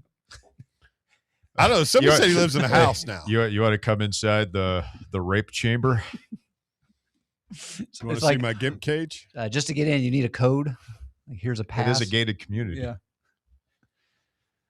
There was one time, I don't know if anybody's ever actually done the deed over there, but I'm sure somebody has. It was a radio station for the past 75 years here in Knoxville. With that being a gated community, there was one time we were starting 3 and out, and I was the first person to show up, and there was a homeless person sleeping against the door. But again, that's not an area that's like frequented by that. So there's just a person there, and I couldn't see them based off the way the sun was coming in. It was still blocking that.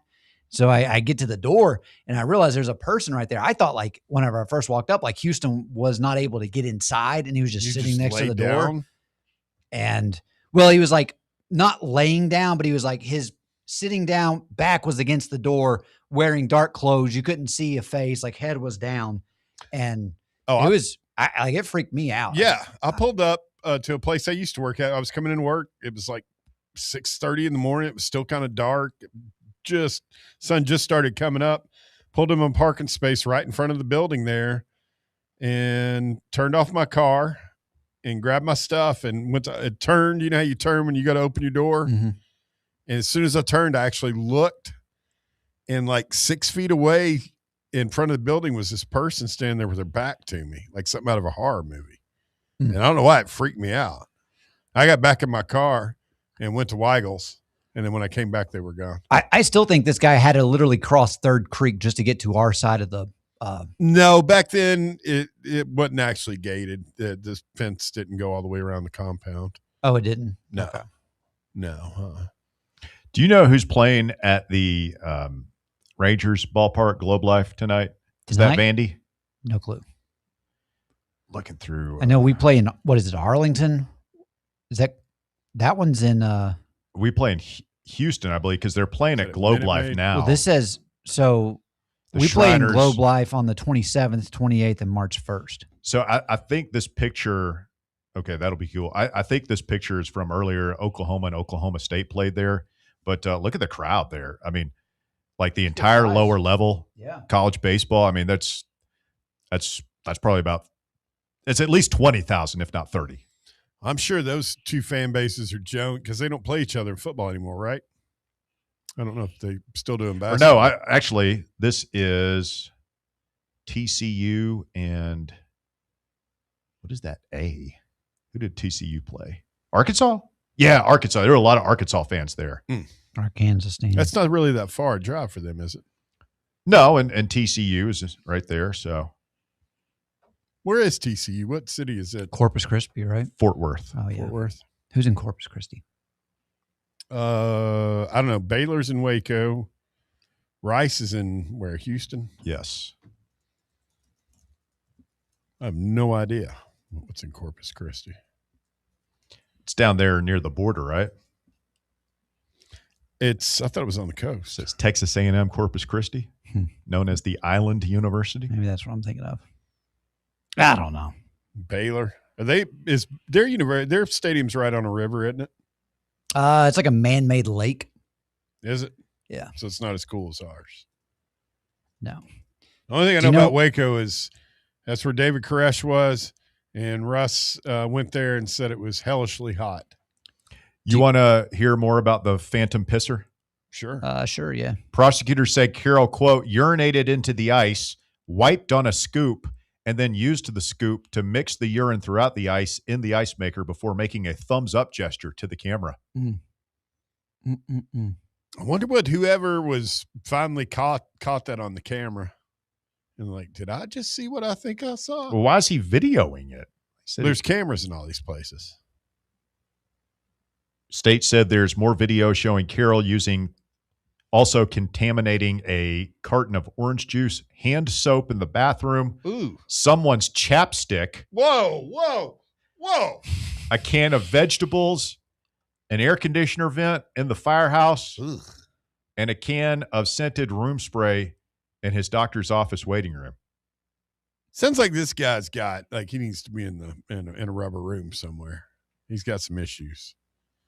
I mean, when you're so bored, you're fucking the air conditioner at work for fun.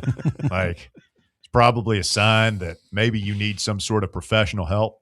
Sure. I guess the smell, that was a pretty good tip off. I'd love to, did they say anything in there about how they got tipped to it or anything in the article? No, it doesn't. I mean, maybe. You imagine, like, it smells like pee in here. Yeah. That's not now, we have dealt with smells, not anything like that, but we've dealt with smells over the years at Fan Run. That just makes me so. With us. I tell you what's freaking me out right now is having to teach interns about deodorant. No, I mean, we're pretty good. We don't have any stinky guys right now. Bear knows what I'm talking about. Well, yeah, I mean, it's been a problem in the past. Yeah. No, not right. I mean, yeah, guys. I mean, like, I'm not here except for on the. I'll give it to him. Shout out John Reed. He's has always been Fan Run's point person.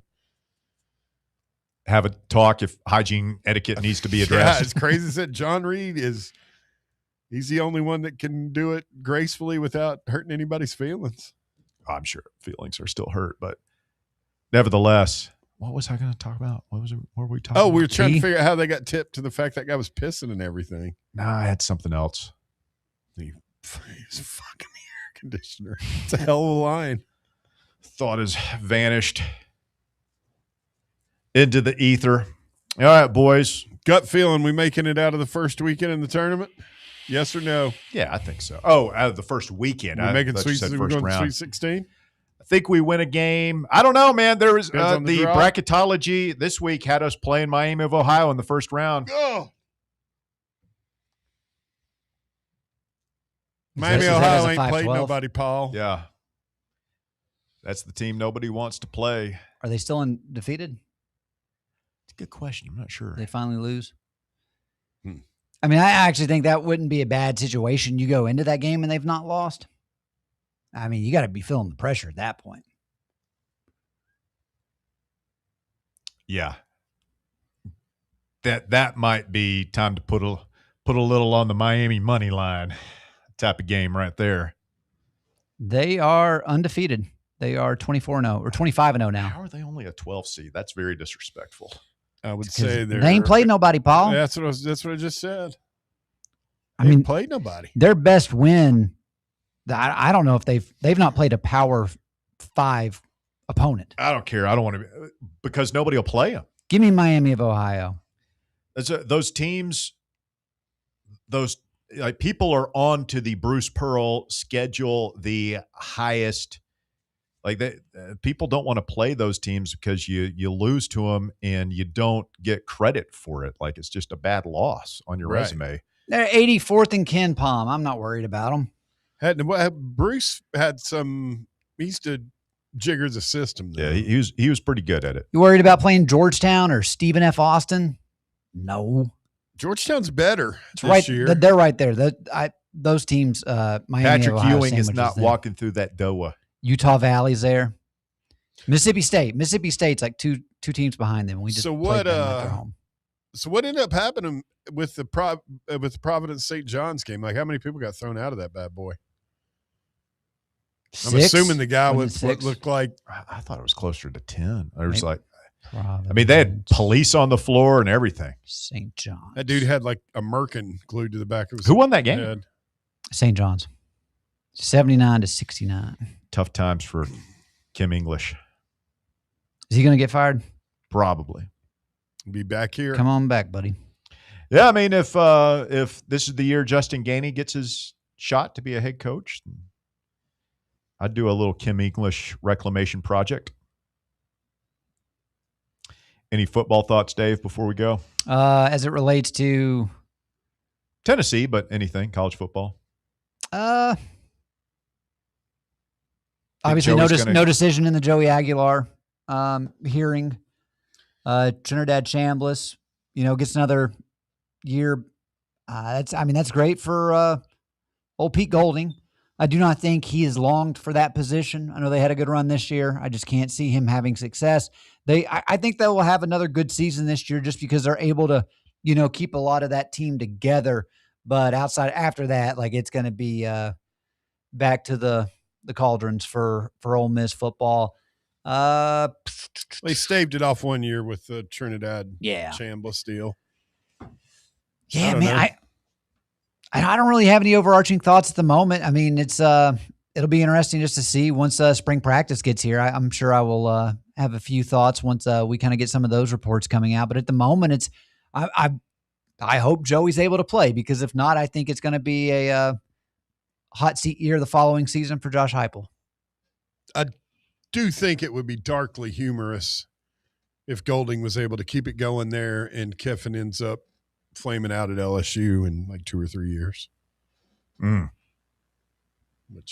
I'm watching this fight. It's pretty good. We got some full-on It's a nice swings. hard foul, man. It was a good 1980s NBA foul. It was like, not throwing a punch, but you are not getting this shot off. There's no way you're making it. I'm just going to bring both hands down on you, lay up under the rim. No.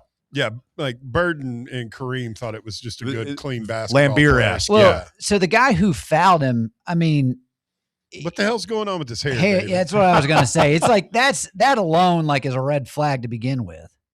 That's a sign of like somebody with maybe some possible mental instability. And his name is Powell. Yeah, it's a rough look just to, be on national television with that style of shave everything except for the back part. The back of your neck. I mean, he'd be better off just going like full on Friar Tuck.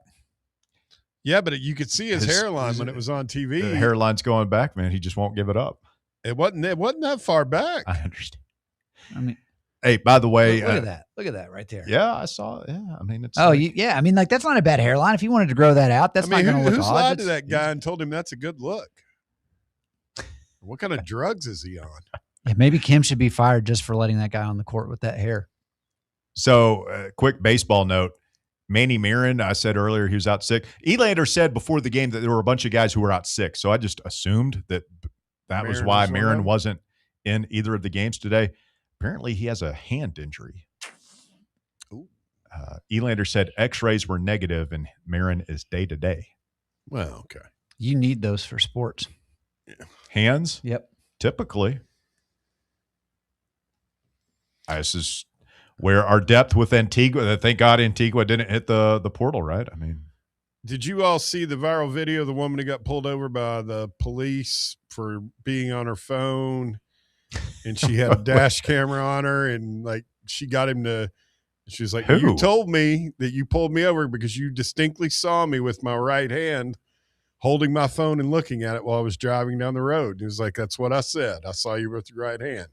Oh, and she doesn't have a right hand? She doesn't have a That's right awesome. hand. And I guess when he walked up, she'd put her like her nub into her jacket. That's where you can see it. What did he say? I don't know. He's got to let it go at that point. Yeah, you can't. You're like, all right, I mean, he's good, but something like it's like you can fight this in court, and or you can go to court and argue. I can't remember exactly. So he gave her the ticket anyway? I'm pretty sure. Yeah, the video kind of ended. It was one of those. Are we sure that's not a fake? Yeah, I have no idea anymore, man. What's real and what's not? I did see a news report from a local station in the mid-state somewhere about a Tennessee trooper who has had over 20 DUI for people that's overturned. There's a big problem going on right now where I think nationwide in like the last 2 years, there's been 2,500 people arrested for DUI and they have no alcohol or drugs in their system at all. Yeah. Because if you decline anything, like even stone cold sober, like I couldn't probably pass a physical sobriety test because my balance is so bad. For these people, it sounds like they've been cooperating in terms of like, I will perform your test like as you're commanding. Mm-hmm. And then they're still like, no, you failed. I want to say I've heard the guy you're talking about, Russ. Like if you're, you don't ever blow. Well, if you're stone cold sober, like you don't take a chance. That thing could be defective, or I would never blow. They go to the hospital and they obviously get the blood work, and then the blood work comes back. They don't have anything in their system, and the case gets dropped. But still, it's it creates a lot of problems. Yeah, I mean, I'd make him before. I'd be like, yeah, you can get my blood if you can get a warrant from a judge. I'm one for one on field sobriety test. I'm batting 1,000. Keep that thing. I'm not blowing in anything. You guys ever had to do the field sobriety test? Because those things are it literally scared me shitless. Like I was done, and like then I had to go take a dump afterwards. Can you show me a sign where anybody's been arrested, like a story where somebody's been arrested for blowing into a defective breathalyzer?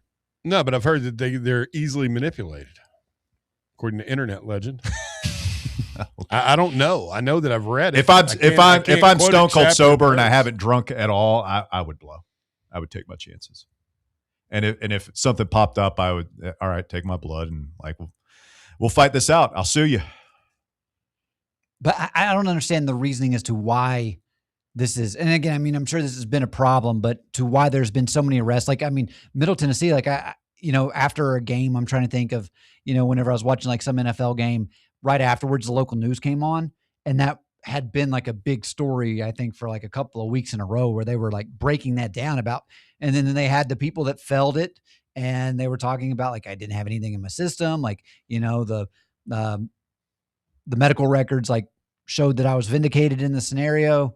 And for whatever reason, I don't again, like I don't know why there's been such flaws in the test, or if it's just cops being so the story I overzealous. watched, it was one trooper. Okay. It had like over 20 DUIs, false DUIs overturned in like 4 years, and he resigned. Good. I know with parking tickets, like you kind of have a quota.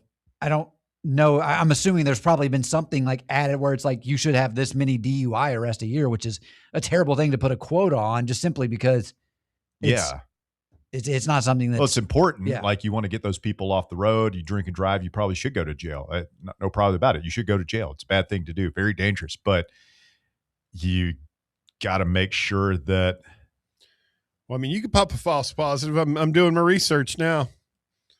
You got acid reflux, don't you? Did you get real bad heartburn? Yeah. That can cause a false positive. Those things are, unless they have to be kept regularly calibrated. So you had to do the test. They pull you out and you have to walk and everything? So, yeah, I was at least a little fortunate what I was doing. Now, here was the problem with my situation, and I'm not going to say the officer's name. I was 20 at the time. So had I had any alcohol in my system, I would have been in trouble. Was the officer a dick? No, he was actually very kind. What I did was this was in South Knoxville. I lived up behind the Shoney's, if you know where that apartment complex is, right off Chapman. Yeah. So Kudzu Manors. I was coming back. We were at a party in the fort, and there's a stop sign right before you turn onto Lippincott Street. And I apparently did not come to a full stop. I didn't see the cop. I remember exactly. I was like, did a rolling one? I think Everybody by the Backstreet Boys was playing, and I was like in the mood. I was just like singing along to that. Yeah. And so I kind of just did a rolling stop, turn on up. I get to like, I'm one building away from my apartment, and then the lights come on, and I was like, shit. So I really didn't know what exactly I did in the moment, but parked the car.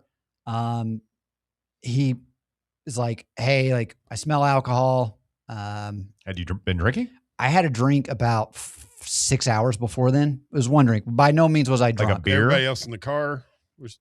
Nobody else with me. I did have a friend though who passed out at the bar, and me and another guy had to carry him home.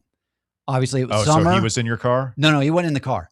But I get why I smelled. Yeah, because there was sweat on me from carrying him. Now, if you're an officer, like, why would you believe this story more than likely? Wouldn't. And so I do the sobriety test. I mean, I think I passed because, again, like, it had been like 6 hours. I'd only had like one beer. And then at the end, like, I mean, he keeps pressuring me, like just trying to get me to admit. And like, I just stand strongly. I was like, officer, I've not had anything to drink. I was trying to get creative with my wording because technically I had not been drinking that day because it was 2 a.m. and everything I had was before. And so it's like, I was, I at least, whatever reason, I managed to get by with the correct verbiage, never said anything incorrect. And he's like, where are you going tonight? And I literally just point to my apartment. He's like, I live right there. Like, I do not have to drive anymore, but I've not been drinking. And he didn't even give me a ticket for the rolling stop. He just said, all right, just, go to your apartment, call it a night. I was like, yes, sir. I had a friend who had, this is years, like 20 years ago, over 20 years ago, who had a drinking problem. Fixed it since then. Yeah. But like he was a mess, and he claims that he had been pulled over, drunk as a skunk, driving like on I-40 late at night. And this cop, I forget all the details of the story, but it ends with the cop basically saying, hey, all right, like, where do you live? Follow me. Yeah. And he let him drive, like followed him like a pretty long way home, and like just kind of, it's a different time. Oh yeah. No. So my dad told me this story one time. He was with a friend and they had been drinking. My dad was not the driver and he was the passenger, but they had way too much to drink. And apparently they got pulled over. This would have been in the early 80s. And the only reason the cop did not arrest them was because the cop was worried my dad's friend was going to throw up in his car. I could believe that. And so he just said, you boys just go on home. And they're like, okay. You ain't puking in my car. He didn't want to have to, clean it out. Yeah. He's doing the math like, chance. What are the chances of vomit versus me having to clean it up versus this guy kills somebody? Yeah, it's on my conscience for the rest of my life. Cops How like drunk that, are you, son? Cops like that are a reason mad is a thing. Yeah. They can also tell a lot by looking at your eyes, and that goes more to like drugs and stuff. Yeah. But when I worked down in the downtown at the big bar, we had off-duty cops that would work security. And this cop Tim was one of them. He had been to like 2 weeks of in-service training on like looking at people's eyes. He was like, I can't wait to get out in the field and use it. I was like, hell, talk to some of the servers in there. You can practice. Yeah. On that note, fellas, don't drive drunk, folks. We are all stone cold sober here in the White Claw Hard Seltzer Studios. Oh, man. I guess they're having the NBA dunk contest tonight. Did you see the guy just fall on his ass? Oh, and he hit his head, too, on the floor of the rim. On the floor. He did not make the dunk. No. Is it Jace Richardson? Oh, yeah. Golly. No, I just saw people like quote tweeting that and being like, the NBA slam dunk contest is back. All right, fellas, let's get on up out of here. Thanks to everybody for tuning in tonight. Voluntary reaction for Bear and Davey. I'm merely Russell Smith. Have a happy Valentine's Day evening to all the lovers out there. Oh, yeah. Take it easy, and we will do it again. We'll talk to you Monday afternoon on The Drive.